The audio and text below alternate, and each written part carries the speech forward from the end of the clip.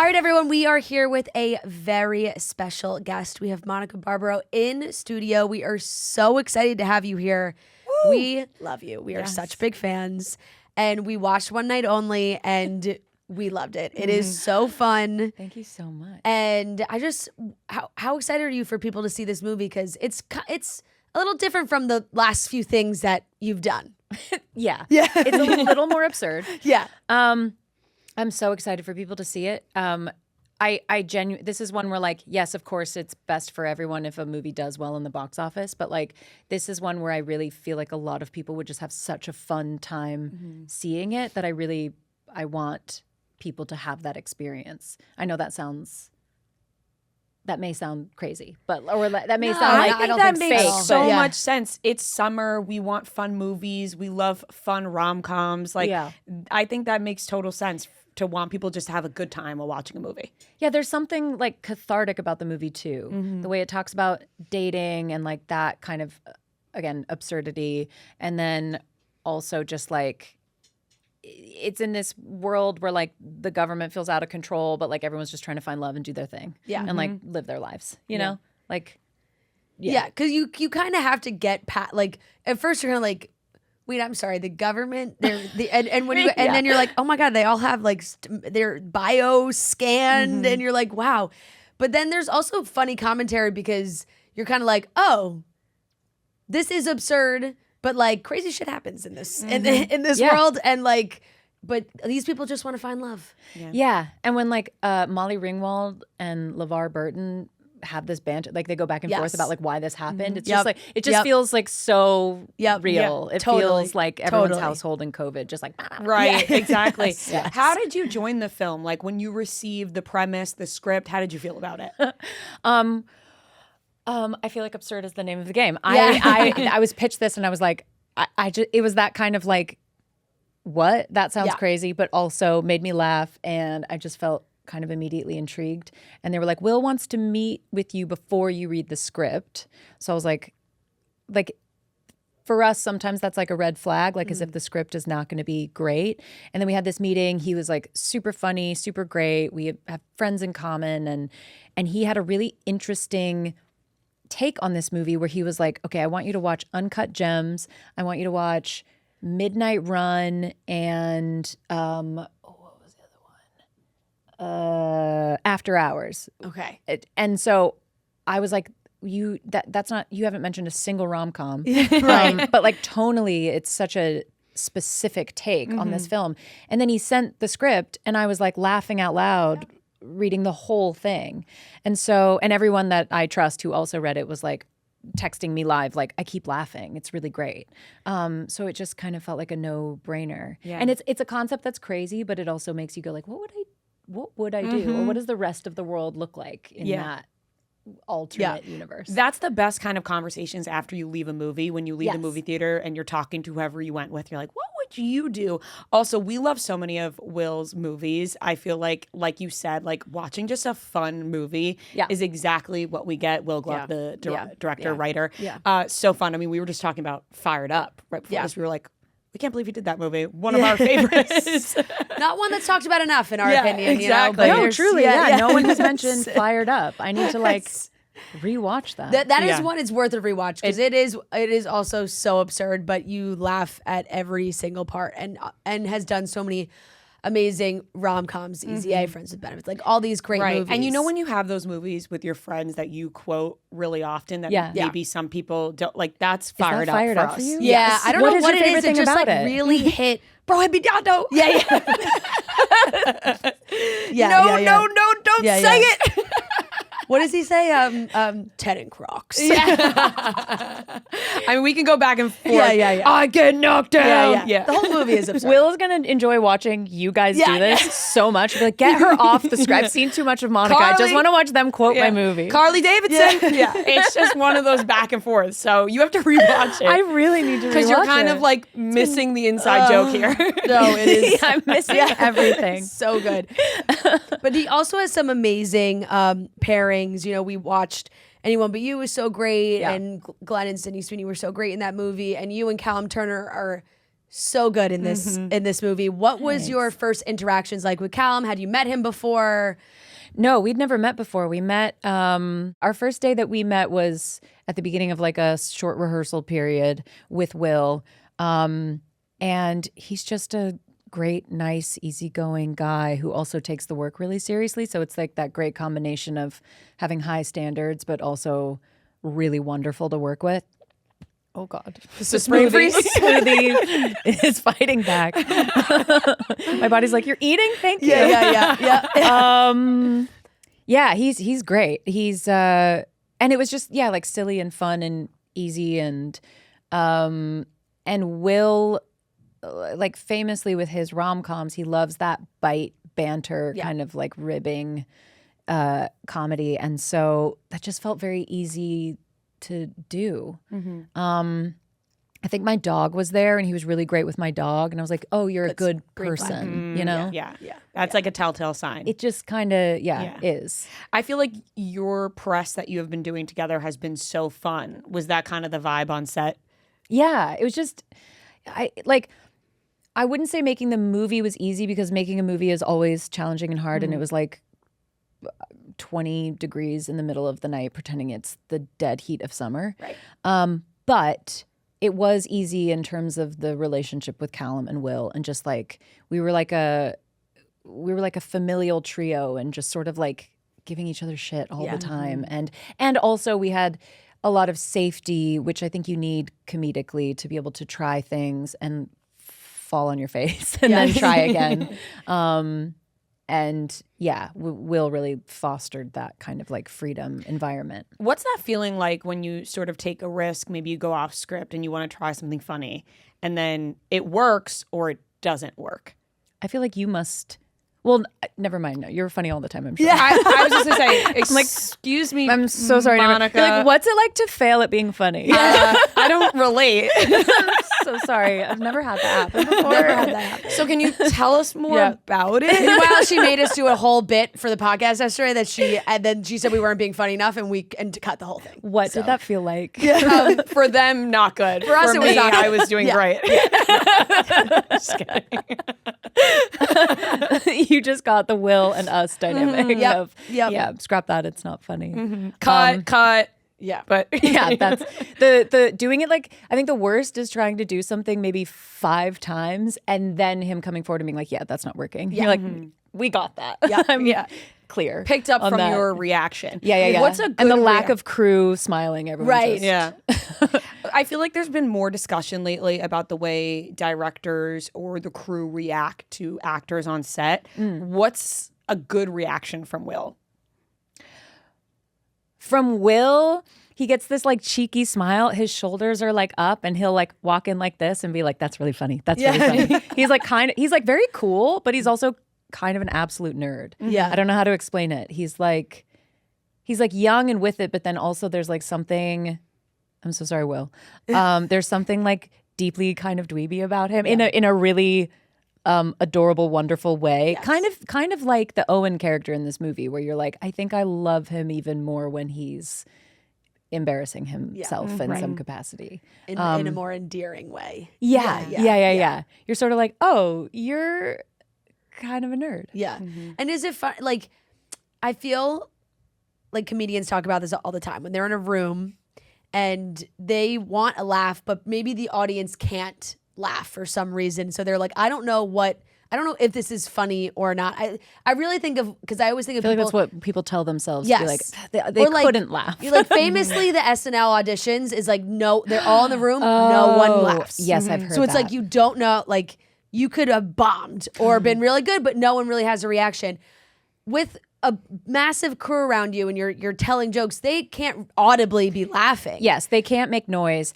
But Luke on the handy cam. So we had it was a lot of like handheld cam, like I said, like the Uncut Gems kind of energy of like that frenetic kind of chaotic New York City energy was a part of how they filmed this. So poor thing, especially when you're going through loads of comedic attempts and in these long scenes, like a handheld camera is heavy. So he's just like living that way. But we knew we were onto something good when like you try to not know that the camera's there, but you kind of do. And you could always just see like from behind all you could see was this part of him. And you could just see when something was funny, he'd just get this really big grin. And so that was like our little, You had a little tip off that, Things but then, were going good. Yeah. But if we were in a giggle state and like couldn't control it and then he was doing that, it was, that was really hard. But yeah, I think maybe that's the blessing of not waiting to hear laughter. Like, because they can't, we can tell ourselves like, oh, well, they would be laughing if they could. Yeah. Right. We crushed that. Yeah. Absolutely. Callum has, famously British. Yes. Although people may not realize that. Yeah. Because I think he does an amazing, like, New York Yeah. Incredible. accent. And it feels fairly authentic where it's like, but I do find that his American accent, just in general, like feels like a New York Yes. accent. And he's done it multiple times now. Yeah. Masters of the Air. He's an American Yeah. pilot. Yeah. I think I thought it was flawless. Will would sometimes like catch a sound and I'd be like, Will, I really? disagree. I Yeah, think it's yeah. perfect. Yeah. I thought it was great. Like, I thought he does a great, like, good New York, where it's Yeah. not like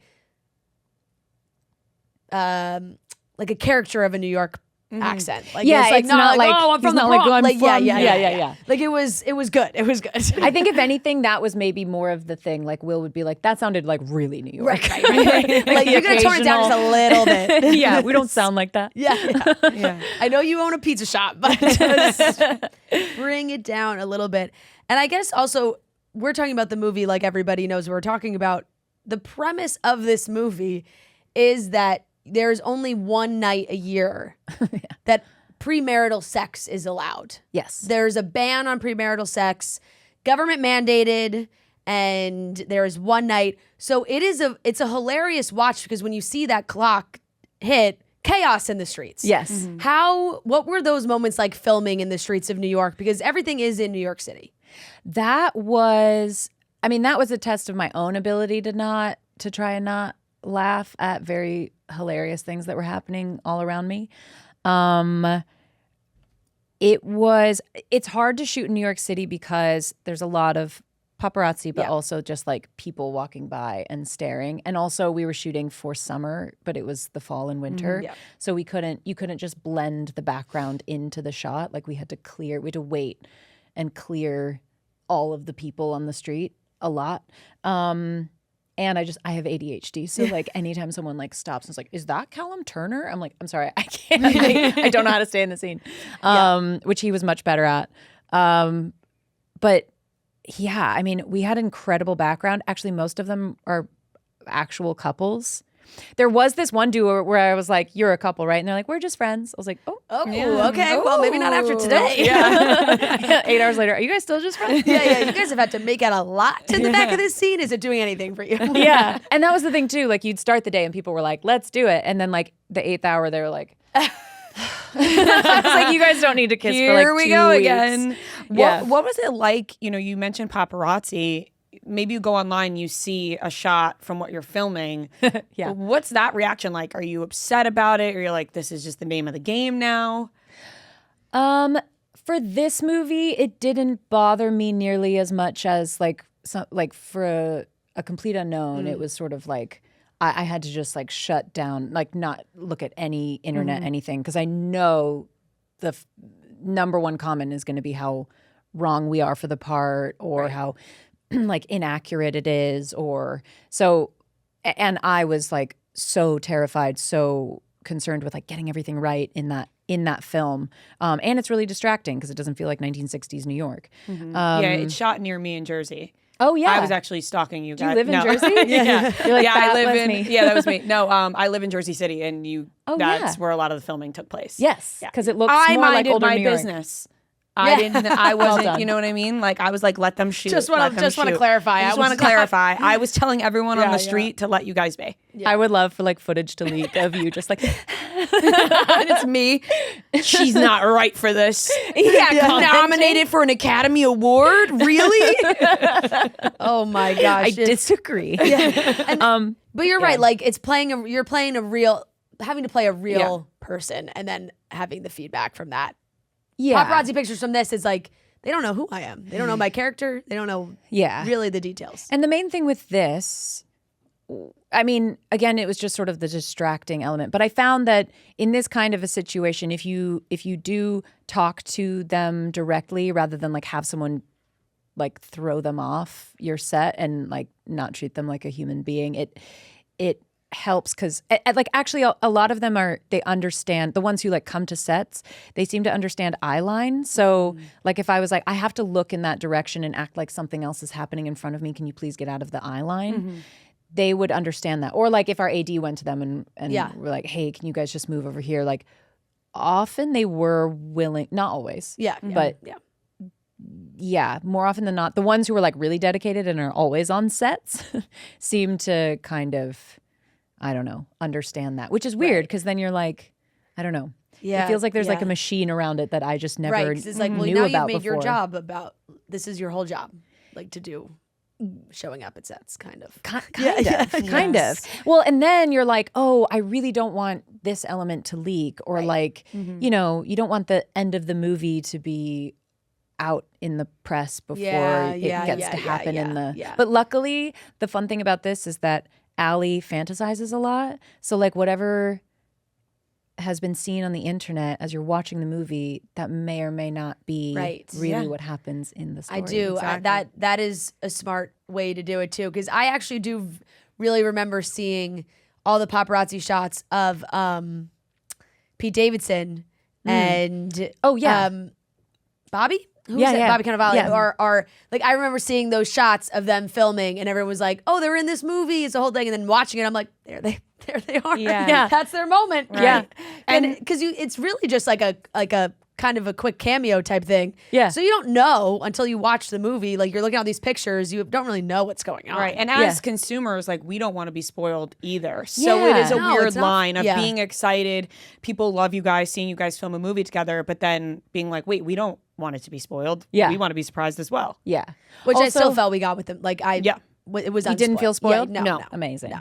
Also, when you've got like boob tape or like a harness or like something, you're like, can you please just not share the one where my actual tits are out? That would be really kind. Would so appreciate that. Thank you so much. Really appreciate that. Asria did just joke, but in all seriousness, Academy Award nominee. Oh yeah, which is so incredible. That movie was. I thought you were going to talk about my your tits. Yeah. No, well, I thought about it, but I decided to spin it to Academy Award nominee. We'd like to take the next 20 minutes to talk. Thank God I have that, so we don't have to just talk about my tits. Instead of being an Academy the Award nominee. Oscars? No, let's go back.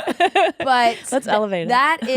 That has got to be just one of the most fulfilling feelings getting that nomination. Where were you when you were told about it or watched it? I was in London, so it was like middle of the day, and I was in a fitting with an incredible costume designer who is friends with our costume designer, and we were actually kind of looking more to see if the costume designer got it and like who of the group got it, but I did not have any expectation that I would be in that on that list. That was like a nuts. That was crazy. I mean, like I had to kind of like process it the night before a little bit because people told me it could happen, but there was no like, oh, for sure this is happening. I don't know that anyone feels that way, but some people like through the process of an awards season are constantly getting nominations. So it maybe is a little bit more like still exciting, but kind of like, okay, we thought this would happen. I was definitely more of like a late kind of surprise. So it was truly nuts. Because the timing of like when that movie was released was definitely on the later side of the Christmas, year. Yes, for sure. So it was like I remember trying to kind of rush to make sure I saw it before all the nominations and things started to come out. Well, and like Timmy and Ed had gotten Golden Globe recognition and BAFTA recognition, and so you know maybe Critics' Choice too, and then so I didn't. There was no assumption that I would be a part of that, and so that was kind of mind blowing and like just the coolest thing so amazing ever. How did you prepare for that? Because you go in, and like you said, you weren't even expecting a nomination. But then you do get the nomination, and now you have to sit there and be like, am I going to win this? What's going to happen? How do I react when I win? How do I react if I don't win? Like, what is the thought process going into that night? This sounds kind of crazy, but like you do get a sense. I mean, there are a lot of online bets going on about these things. Like people like study it. And that doesn't mean you can predict it. There's a lot of stats. Yeah. There's a lot of stats involved.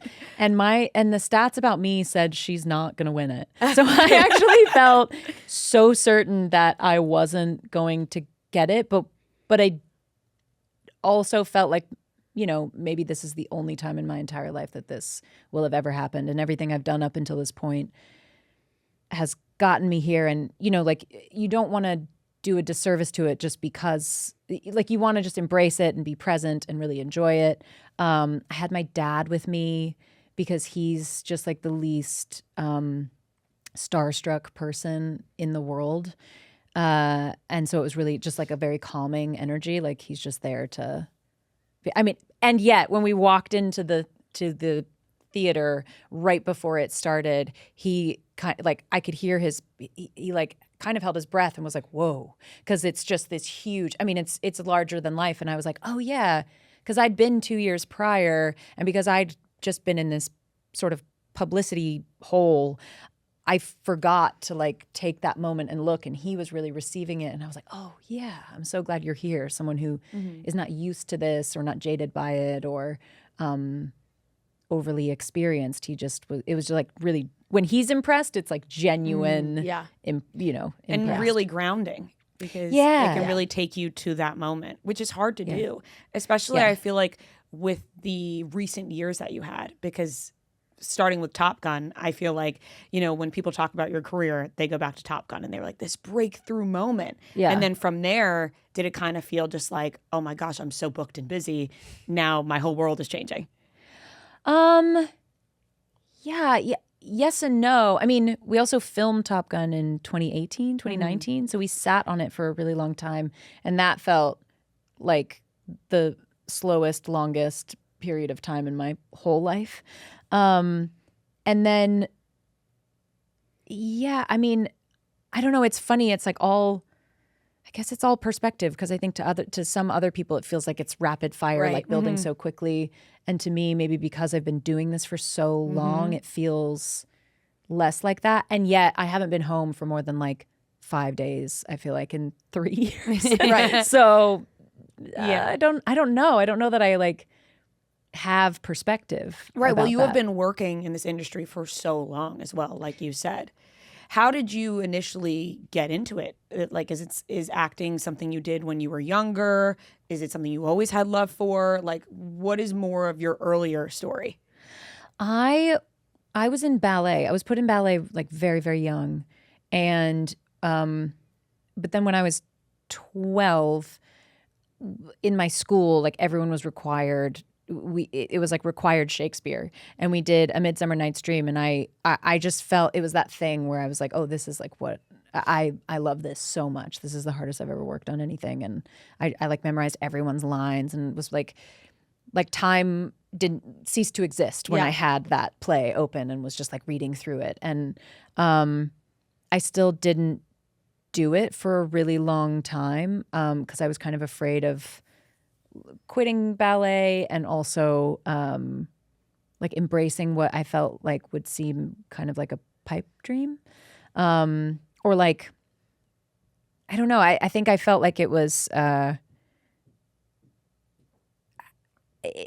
like if you say you want to be an actor, you're saying that you want to be famous, or you want to, like, the associations with it, I felt like were not as positive as it was certainly in my family to excel at like a classical art form like ballet. Like that to my parents, I think was very special. And it's also like hard to leave something, like all my friends were in ballet, and you were at NYU for dance. Yeah. Mm-hmm. And the acting was kind of like, I held out for a really long time maybe with a dance. few acting classes, but like really held on to dance.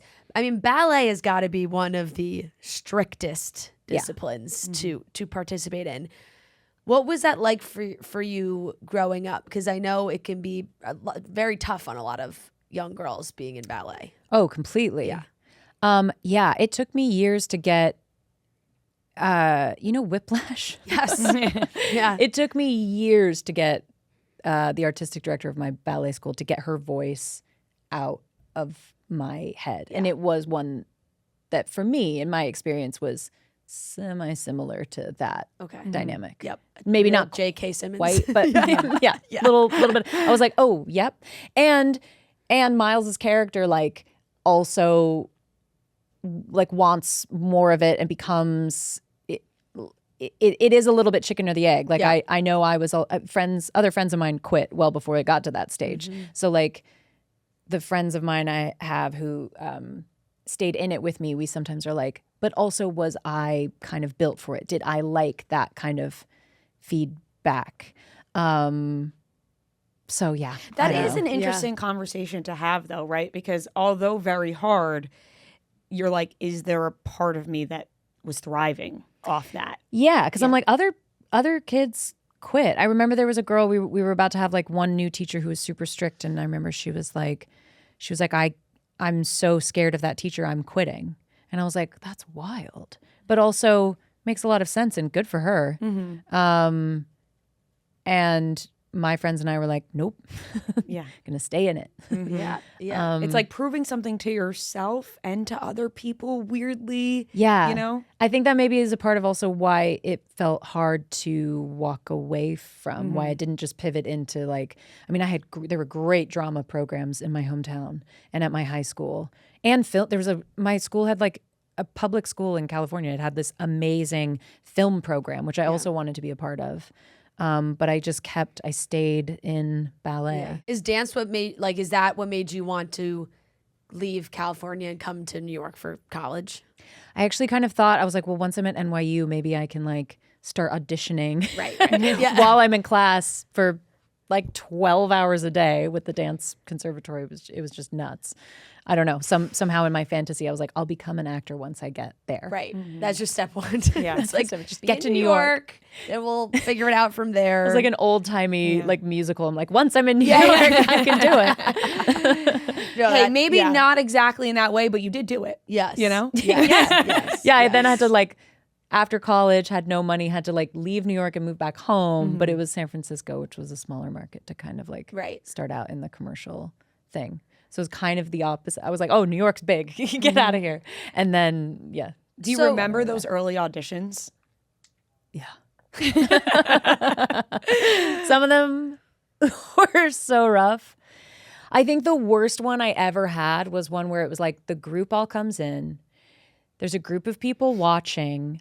We all come in, we introduce ourselves, and then 6 people were told to wait off to the side, they would be over there, while one person is pretending they're in a water fight. And I was first. I was the guinea pig. And it was pretend you're in a water fight and just improvise you're talking to someone. But they weren't going to improvise with me.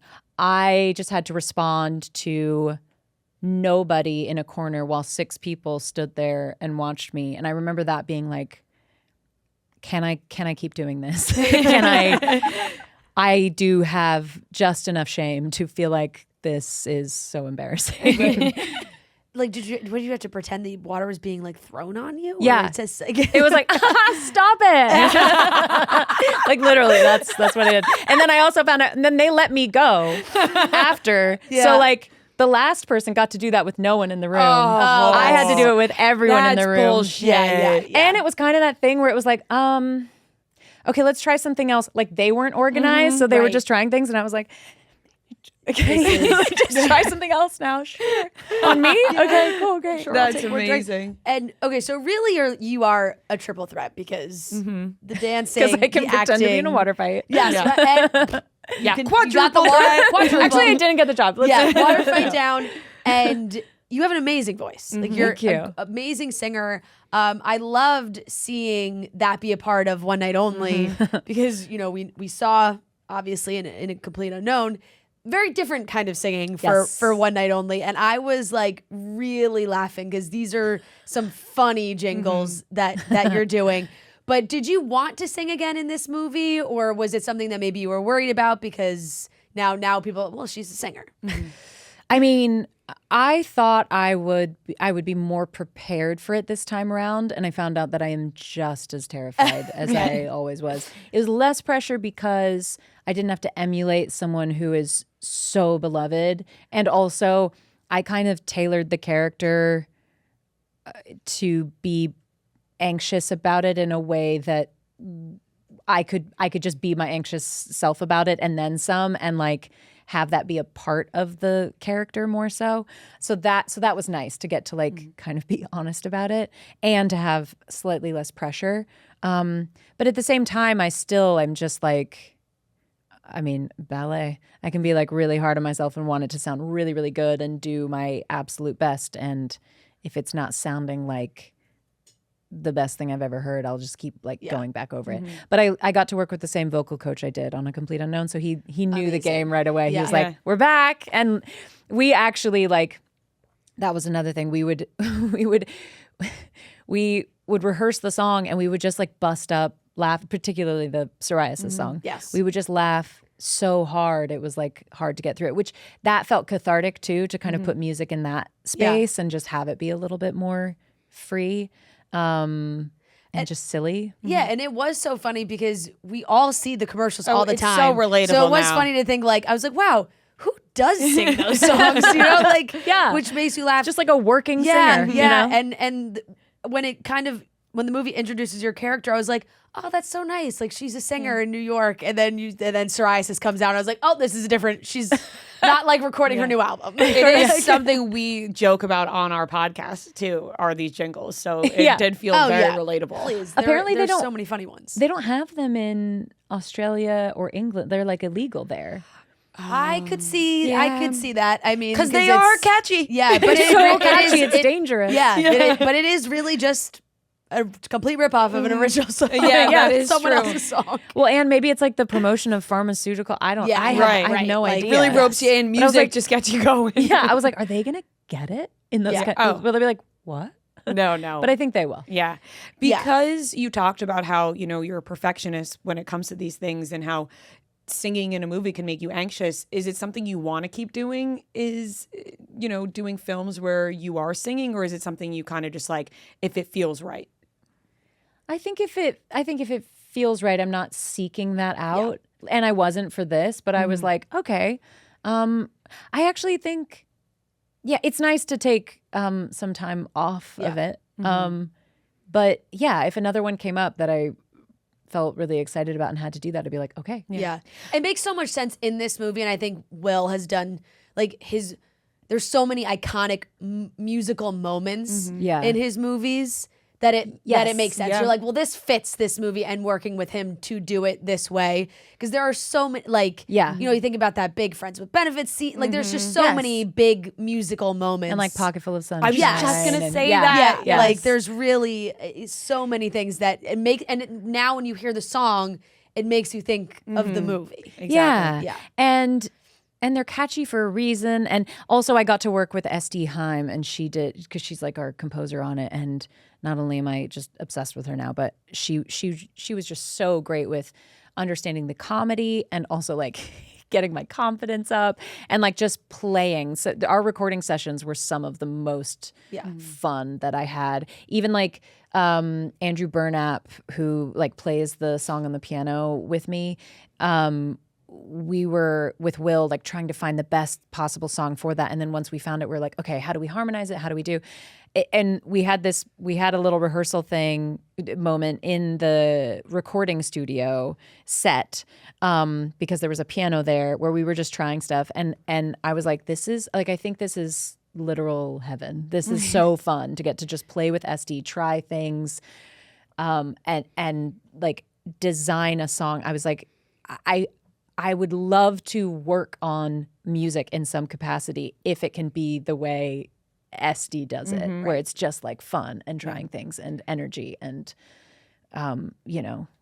free in that way. And she's so talented. So. I don't know if this is a weird thing to say, but you can tell by your speaking voice that you're a phenomenal singer. Thank you so much. Like you just can, right? You're right. It's just I feel like you guys also would be great singers. Really? Some of the worst you'll ever hear. Nope. No. Trust me, our listeners are really tired of us. Say, and this, I'm really They've loving. commented. I'm really loving this interview, and we don't need to drop. We don't need people to drop. We don't listening. need you to think of us differently. We don't need other people to think of us differently. Like, it's okay. I think you guys both have incredible speaking voices. Well, thank God we speak for Yes, a living. thank Thank you very much. but it does. Unfortunately for us, it does not translate. It doesn't translate. I've always to wanted singing it in to any translate. way. It's like my dream, but it's actually so bad that it can't even be worked on. I don't think that's true. No, it is true because when I was younger and my acting teacher said, "Hey, can I hear you sing Happy Birthday?" But see, can I hear you just like, I want to see a tune. And I sang Happy Birthday. She said, "It's not going to be for you. We're just going to stick to the acting. You're not going to be able to do the singing part, Yeah. But I don't believe Monica. When we finish, maybe it's true. when we finish, can I hear a song? But when For did you, yes. Yeah. When did you find who was the first person to tell you? Wait, I think you can sing. Were you singing at a young age? No, I did a singular season with a choir, extracurricular. Should I try this? It was not real. Yeah. And then I would sing at home to myself, but not much. And then So was it really like a complete unknown where you were like, I'm gonna sing for this? yeah. And the occasional thing, maybe in an acting class capacity, it'd be like, you should maybe do. Have you ever thought about that? It was that kind of thing. Mm-hmm. But yeah, I think it was a complete unknown where it was okay, Just natural. Yeah. no. Some of Truly us just though, don't have it. Eric Vitro, I could not sing the songs that she sang in the register that she did, and Eric is a magician. Yeah. I had strep at the end of this play run that I was just doing in London, and I had to do some ADR for this movie, including sing a note or two to clean up some stuff from set. And he, I don't know how he did it. I was I came in like a toad, and then I was singing, and then they just fixed it. Suddenly I was I have to have an equal animal to a songbird. I don't know. I came in like a toad and was a Beautiful hummingbird. How did you working on? How'd you? Yeah, seriously. How'd you like working on the West End? London theater is the best. It's the coolest. The community is just really gorgeous and funny and wild, and I had a really great time with that. Was theater something you were interested in, when you first? Because I feel like there's people who want to be an actor and they're like, I want to be in movies, and then I want to do theater, and sometimes they don't really overlap. Yeah, I've wanted to do anything and everything since I've started, and I missed being on stage. That was my first play, official play. Yeah. And I really loved dancing on stage, so I was really excited about that. And it was incredible. Amazing. And the National kind of is it sort of feels like going to college in a way, or drama school or something. It feels almost like you're in dorms, and they have all the resources available to you that you might need, and there's a subscriber base, so the audiences are always really strong, and it just it was just the best way to launch into it. That's amazing.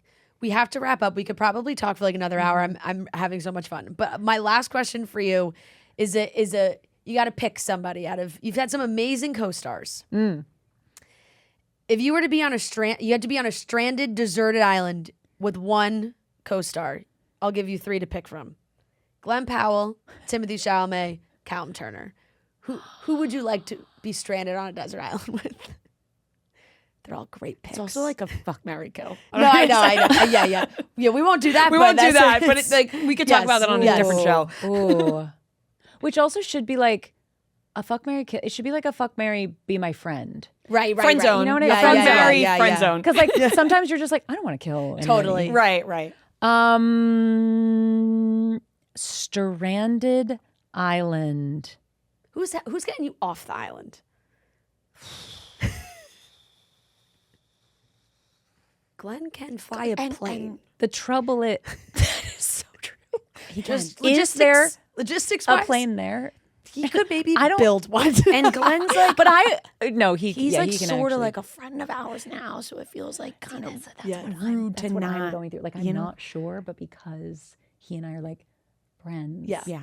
If he sees like Yeah. if he sees this, and he's like, sees it us. could didn't He could pick me, possibly see it. and you don't even Yeah. know that guy as well as me. Yeah. Like, it would be like Yeah. Okay, so we'll just whisper that's got to be Glenn. It's got to be Glenn. We can I say don't it. I don't know like how is like when actors have been doing this for a long time, like their survival skills I feel like fall away because me included. Like I earlier today locked my entire team out of my hotel room because like I didn't even think to bring the hotel key. Right. So like we lose our sense of self Yeah. sufficiency. Yeah. So I feel like Glenn, when I knew him Top Gun, like would maybe be able to get us off the island. Right. Nowadays, like I don't know Big how. movie star Glenn Powell. I don't know. Movie star Glenn Powell, has he lost the ability to So fair question. Fair, but I Swim away. also think Glenn. He's got that Texas in him. Though, you know? Yeah, and I also think Glenn would be pumped to be chosen. You know what I mean? Like I don't know. Callum would be like, all right. yeah, I don't know. You know the- what? I want the guy So who's true. going to be Wants to excited be that I picked. chose Yeah. him. I don't know the other two, so I can't speak to that. But Glenn, I know would be like, yes. Yeah. You know? Yeah, and that's like why we're friends because he's just such a fun, enthusiastic. Okay, I think for the record, I think Callum would do a great job getting off the island. But like, yeah, I'd love to hang out. And with. Timothy doesn't stand a chance. That's what we also got for this. I don't know. Yeah. I don't know. I just saw him play guitar. Thank you so Yes, so thank much you for so coming. This was so much much. fun. Thank One Night you. Only is out Friday, August 7th. In theaters, go see it. It's such a fun summer rom-com. You'll laugh. It's great. Music's great. You're gonna love it. So head to the theaters and check it out. Thank you so much. Yeah, thank you so much. Thank you guys. So fun. It's so fun. It's as fun as it seems like it would be. Oh my God, really? Thank So you. lovely.